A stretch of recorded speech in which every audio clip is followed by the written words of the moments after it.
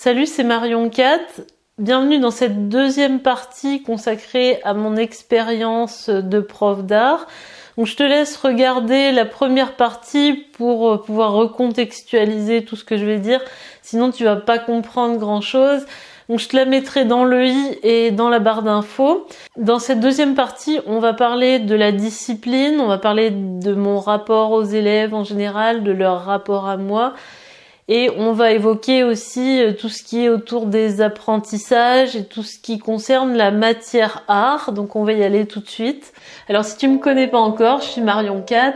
J'ai fait 5 ans d'études en école d'art, je suis artiste. Sur cette chaîne, j'ai déjà fait des dizaines de vidéos sur lesquelles je te parle de mon expérience en école d'art. Je te donne plein de trucs pour réussir.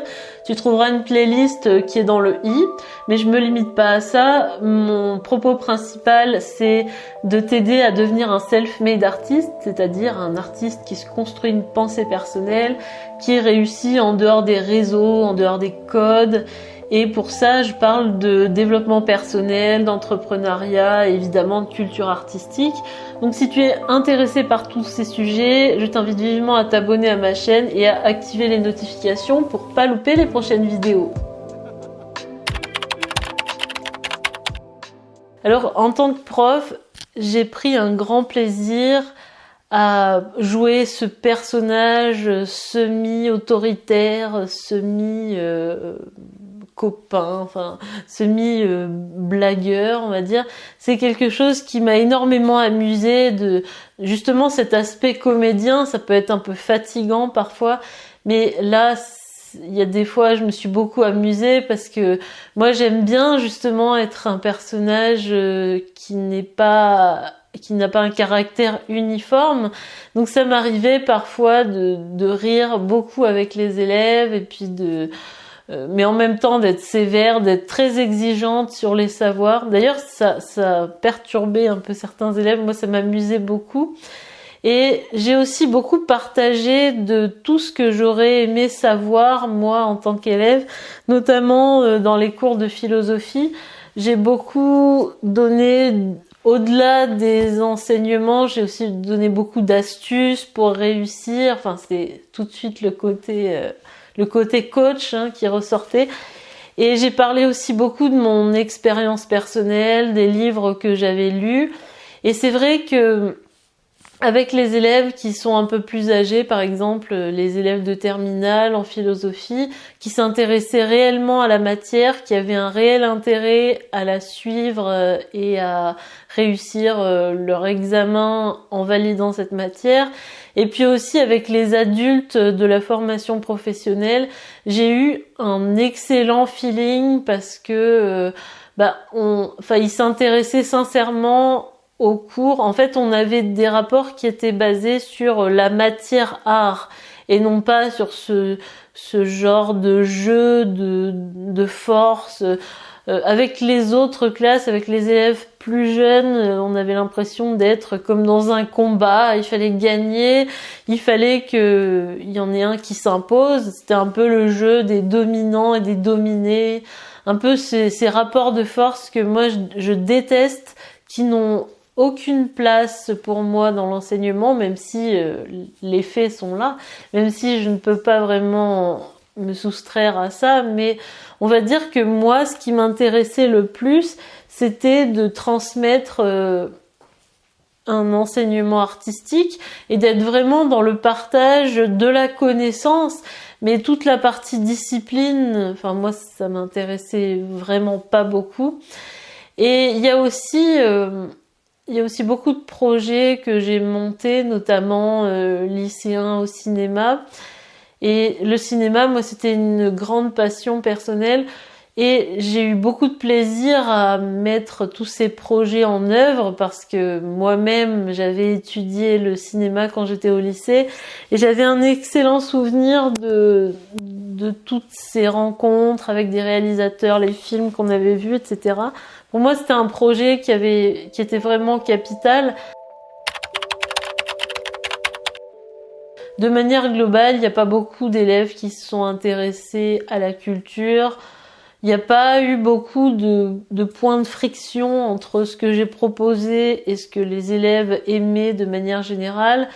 c'est vrai que, enfin, moi, j'ai eu l'impression de mettre énormément d'énergie, notamment dans les projets que j'ai organisés, pour quasiment pas de reconnaissance, pas beaucoup de plaisir, beaucoup de critiques, même si parfois, avec le temps, ça s'arrangeait et j'ai eu des bonnes connexions avec des élèves avec lesquels on avait très mal démarré l'année. Donc ça, c'est vrai que c'est assez valorisant. On se dit que au moins on leur a apporté quelque chose et qu'ils repartent avec une impression positive. Mais j'ai envie de dire à quel prix. Et c'est vrai qu'il y a énormément d'élèves qui considèrent que la culture c'est pas pour eux, que ça les intéresse pas. Même certains n'hésitent pas à le manifester publiquement, à le verbaliser pendant les cours. Moi, j'ai toujours du mal à répondre à ces élèves-là parce que, à part leur dire que l'art est dans leur programme, je sais pas trop quoi répondre. Et surtout, je pense que je partage aussi l'avis d'Anasthésia dont je parlais dans la vidéo précédente. Je te mettrai en barre d'infos les vidéos dans lesquelles elle donne son expérience de prof. Mais je sais que moi, quand j'étais élève, quand j'étais au collège, au lycée, il y avait des matières qui m'intéressaient pas. J'avais des amis qui ne s'intéressaient pas à certaines matières et qui jugeaient la matière comme inutile pour leur personne, pour ce qu'ils avaient envie de faire. Mais c'est vrai que on l'exprimait pas publiquement. Enfin, je sais que moi, je me serais jamais exprimée face à toute une classe pour dire que le cours ne m'intéressait pas, que c'était nul, que ça servait à rien en gros, pourquoi on perd notre temps à faire ça. Alors, moi, j'étais assez surprise et un peu désarçonnée par ce genre de réaction parce que moi, je me suis toujours dit que, dans ma scolarité, que si j'avais des cours, c'était probablement utile ou tout simplement, peut-être que ça m'intéressait pas, mais jamais je me serais permise de verbaliser ça devant tout le monde.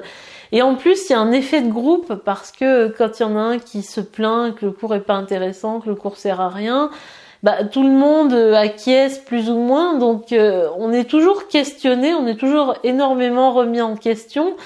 Et on a parfois du mal à répondre, surtout que parfois, moi j'étais d'accord aussi que certaines classes avaient par exemple 2 heures d'art appliqué, d'autres n'en avaient pas du tout, donc on savait pas trop pourquoi. Moi-même, je cernais pas tous les tenants et les aboutissants. Le programme était fait d'une façon parfois illogique, et moi, parfois, j'avais envie de leur donner raison. Effectivement, dans une compréhension globale, peut-être que les cours d'art ne leur servaient à rien concrètement dans leur examen, mais j'ai trouvé ça assez violent quand même de s'entendre dire que ce qu'on fait comme cours c'est pas bien, c'est pas intéressant.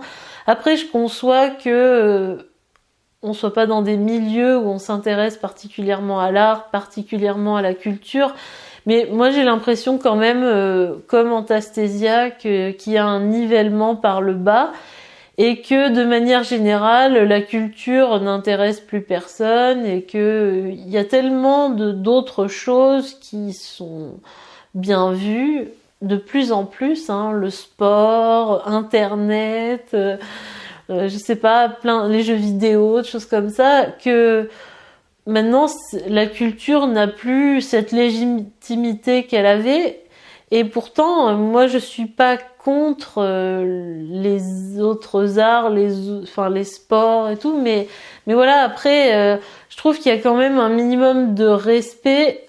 En plus, ce qui était vraiment très énervant, c'était toujours cette question de est-ce que c'est utile, c'est ce qu'on fait, c'est pas utile. C'est incroyable cette vision utilitariste. Alors, on devrait faire dans la vie que des choses qui nous sont utiles concrètement. C'est quand même une vision vachement restreinte de la scolarité. Et il n'y a pas du tout cette envie de se laisser porter vers d'autres matières qu'on connaît pas. C'est des élèves, moi, j'ai l'impression qu'ils n'avaient aucune curiosité. Et moi, j'avoue que je me sentais pas du tout proche d'élèves comme ça, et surtout de trier, de se permettre d'avoir un jugement aussi péremptoire sur ce qui est utile ou pas. Moi, ça m'a beaucoup énervée, d'autant plus que de la même manière que mes collègues profs ne prenaient pas au sérieux les arts, les élèves non plus ne les prenaient pas du tout au sérieux, un peu encouragés aussi par certains collègues profs, mais on est dans un cercle vicieux où l'art n'intéresse pas, où les élèves se disent aussi que ils ont pas besoin de l'art pour faire leur métier, qu'ils sont pas d'un milieu culturel où on les engage à prendre au sérieux la culture et à prendre au sérieux leur scolarité aussi par ailleurs, parce que même au-delà des matières culturelles, il y a certaines familles qui considèrent que l'école c'est pas important, qu'il y a que le travail qui compte, enfin voilà, ce genre de mentalité.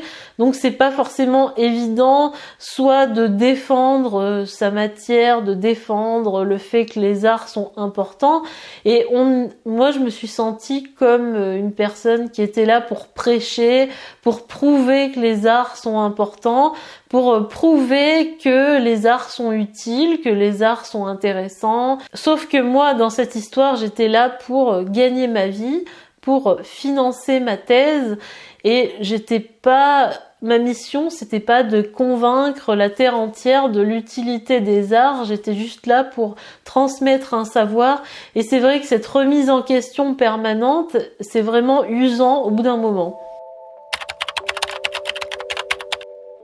Et quelque chose qui m'a beaucoup choquée et qui m'a affectée un peu sur le long terme aussi, c'est que, j'étais pas prête, j'étais pas préparée.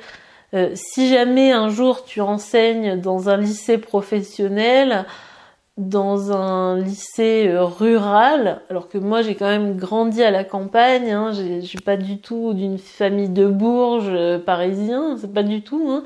Il y a une grosse différence entre moi, l'éducation que j'ai reçue, autant l'éducation en termes scolaires que en termes d'enfants, d'adolescentes.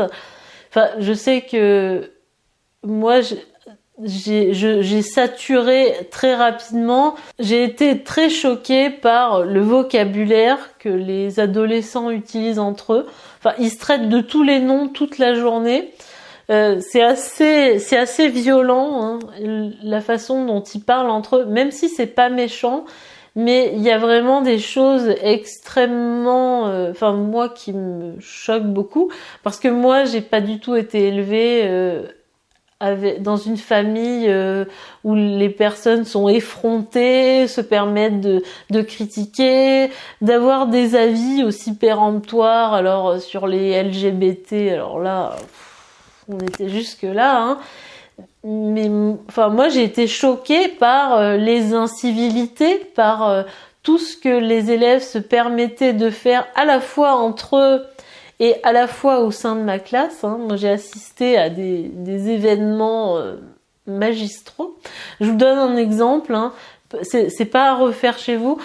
Par exemple, j'étais avec une classe de terminale pendant une heure de cours pendant laquelle on parlait un peu d'insertion professionnelle, et il y a quand même un élève qui a fait exploser une cartouche d'encre dans la classe.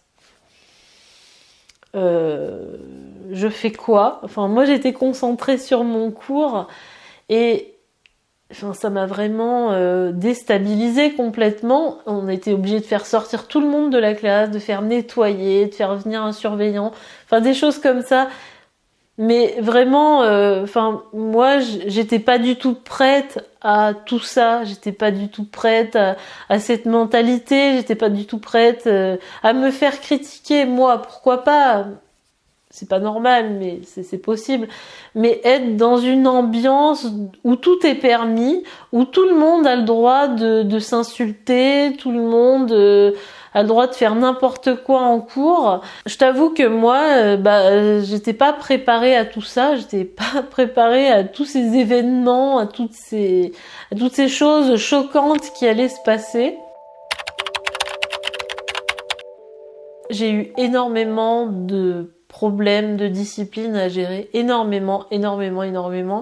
Surtout au début, on comprend pas du tout les réactions des élèves. Je sais que moi au début, je me braquais énormément après eux, ça montait, puis ça dépassait les bornes. Enfin, j'ai eu quelques altercations comme ça avec les élèves. Et notamment une fois où j'ai pas eu forcément le soutien de la direction là où je travaillais. Alors ça c'est super parce que franchement, moi, je critique pas du tout les CPE, mais eux leur rôle c'est l'éducatif. Nous en tant que prof, notre rôle c'est la matière qu'on enseigne, c'est la pédagogie. Et c'est vrai que en plus de ça, moi j'ai pas du tout été formée à la pédagogie, enfin ni à la pédagogie ni à la gestion de classe, hein, pour être honnête. Mais on est vraiment énormément démunis. Moi, j'ai même pas eu d'informations sur les sanctions que je pouvais donner. Je me suis rendu compte à peu près au milieu de l'année que je pouvais donner des heures de colle, alors que je savais pas. Et on est énormément pris dans ces problèmes de discipline. C'est pas comment je vais faire passer mon cours. En gros, c'est quelles sanctions je vais donner. Est-ce que les sanctions sont justes? Il faut discuter aussi beaucoup des sanctions avec les élèves parce que la direction, les CPE ne sont pas forcément d'accord. Quand on veut mettre un élève, enfin moi j'ai un élève qui a fait un truc que j'ai pas du tout apprécié. Il m'a répondu très mal, enfin ça s'est très mal passé.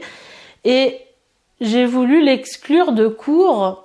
J'ai voulu qu'il ne revienne pas en cours pendant plusieurs séances parce que je jugeais que j'avais pas à l'admettre en cours avec une telle mentalité.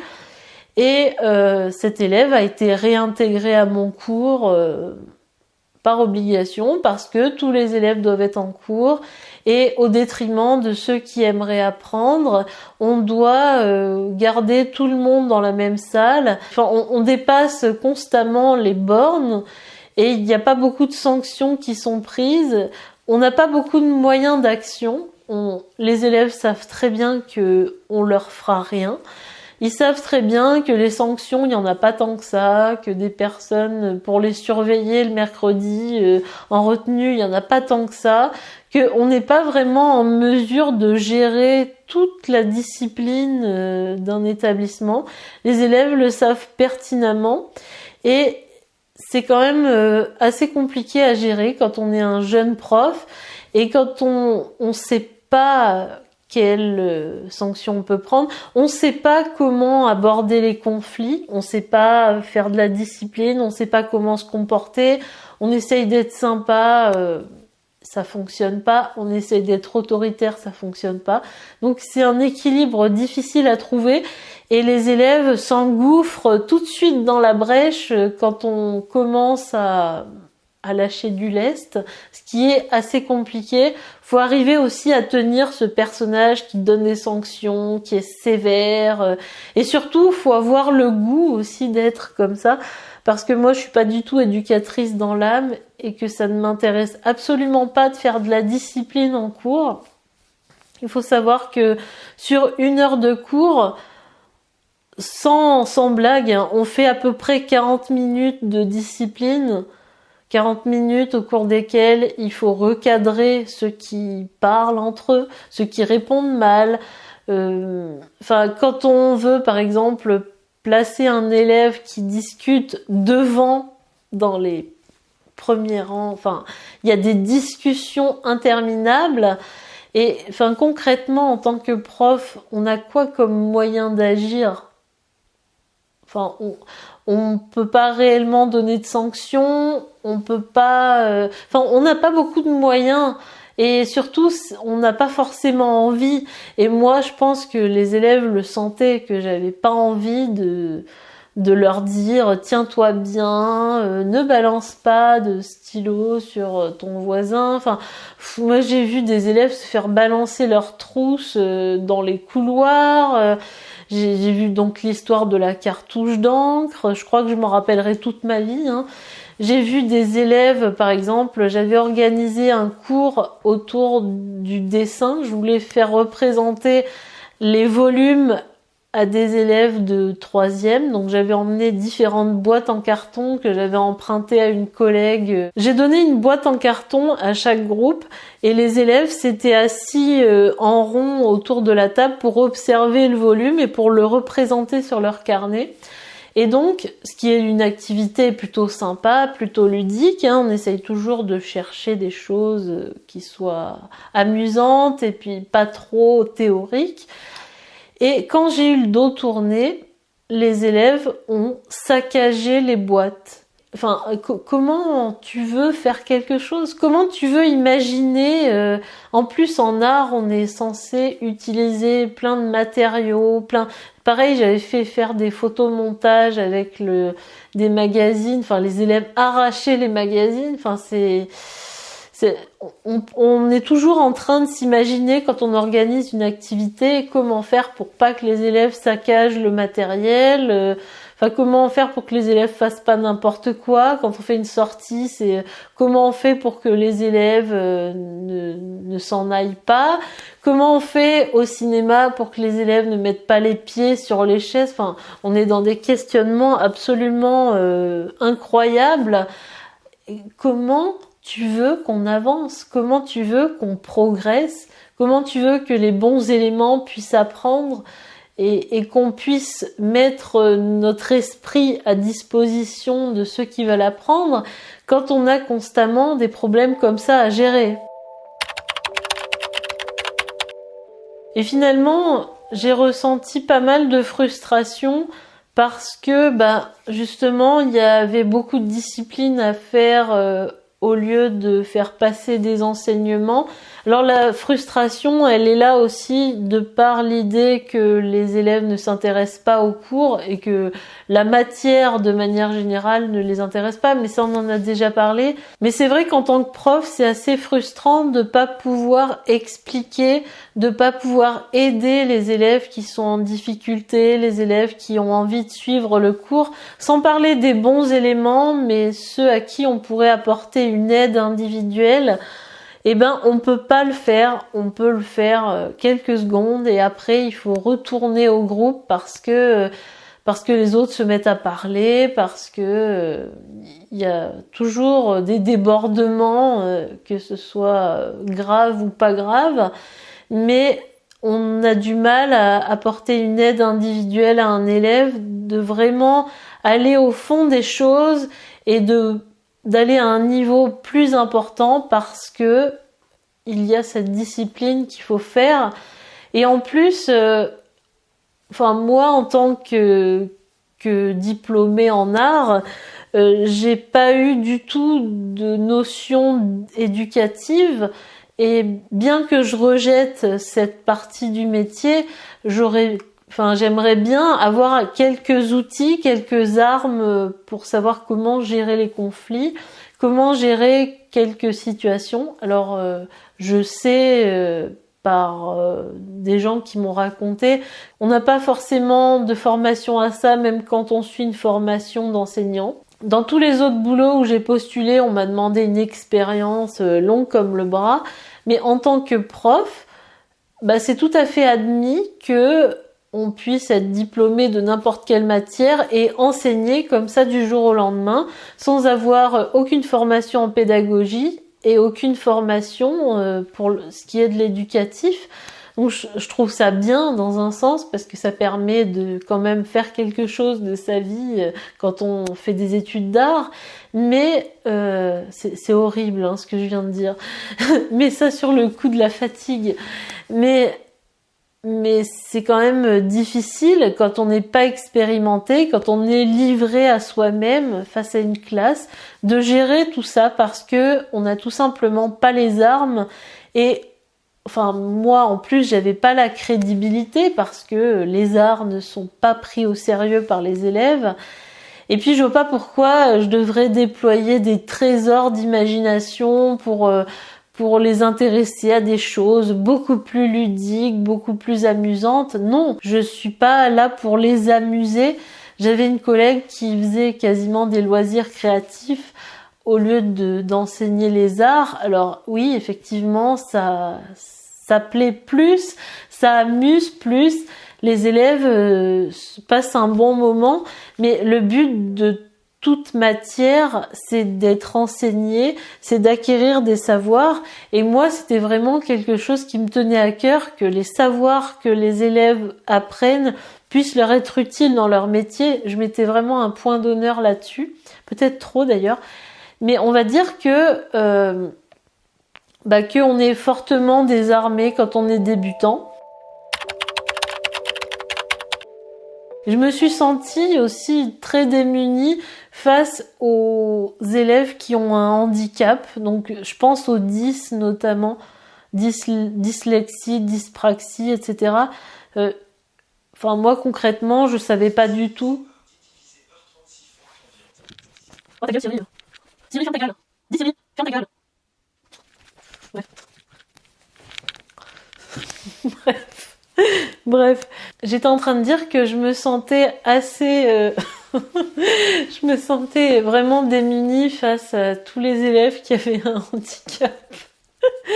Et reprenons notre sérieux. Je me sentais assez démunie face aux élèves qui avaient un handicap parce que, moi j'avais pas du tout des méthodes pour enseigner à des élèves dyslexiques, dyspraxiques, etc. Et je savais pas comment m'y prendre. Et puis c'est vrai que c'est un métier à part entière d'enseigner à des élèves qui ont des spécificités. Mais moi je me sentais vraiment impuissante. Je me sentais impuissante aussi face aux élèves en grande difficulté scolaire, aux élèves, surtout aux disparités de niveau, parce qu'il y en avait qui faisaient l'exercice en une demi-heure, d'autres il leur aurait fallu 3 heures. Je pense un peu que c'est la frustration de tous les profs. Moi j'étais en CDD, donc j'ai repris des cours, des parties de cours, des parties de programme, des projets que certaines personnes avaient commencé, pas terminé ou initié et pas concrétisé. Et je veux dire que c'est extrêmement compliqué. Déjà d'arriver en milieu d'année, alors ça c'est le pire. Je pense que j'en parlerai davantage dans la dernière vidéo. Ce sera la vidéo la plus personnelle où je vais plus parler de moi et de tous les tenants et les aboutissants autour de la psychologie et le métier de prof. Mais c'est assez frustrant parce que moi j'avais envie d'organiser des projets, d'organiser des collaborations avec des établissements culturels. Alors évidemment, on peut en réaliser quelques-uns, mais on reste vraiment en surface des choses. On reste aussi en surface des cours qu'on pourrait proposer parce que évidemment quand on prépare des cours pour 1 an et que l'année suivante on enseigne une matière différente ou pour des niveaux différents, on n'a pas le temps vraiment d'éprouver ces cours, de les tester, de voir ce qui fonctionne ou pas. Finalement, tout le travail qu'on a produit, tout ce qui est le plus demandeur en termes de temps, en termes d'énergie, on peut pas le réutiliser, donc c'est très frustrant. Et puis, de manière générale, on peut pas suivre l'évolution des élèves, on peut pas suivre leur progression, puisque on les connaît pendant 1 an, puis après on passe à d'autres classes. Pour ce qui est des projets également, c'est un souci parce que pour vraiment faire participer les élèves à plein de choses culturelles, à faire des partenariats avec des cinémas, avec des théâtres, organiser des expositions, des choses comme ça. Il faudrait avoir plus que quelques mois, il faudrait arriver à se faire des contacts, à se faire des réseaux, surtout quand on arrive dans une nouvelle région, on connaît personne. Et c'est vrai que moi, ça m'a beaucoup frustrée en tant que remplaçante, en tant que prof en CDD, d'être dans cette situation parce que finalement, les projets, on peut pas tant en construire qu'on veut. On n'a pas forcément une position de force quand on est prof remplaçant pour faire des choses ambitieuses, en plus de tout le stress qui va autour de ça, de tout l'investissement personnel, on n'est pas forcément encouragé à faire des choses très conséquentes, ce qui peut se comprendre, hein. On n'a pas forcément les budgets non plus. Donc ça, c'était quelque chose qui était assez frustrant dans l'ensemble. Dans la dernière vidéo sur mon expérience de prof, je vais te parler plus de mon ressenti, de la manière dont j'ai vécu ces années d'enseignement. On parlera aussi des caractéristiques psychologiques qu'il faut avoir pour être prof selon moi. Et donc je t'invite très fortement à regarder cette prochaine vidéo. Sinon je te laisse, comme je t'ai déjà dit au début, la première en barre d'infos. Je te dis à la prochaine, salut!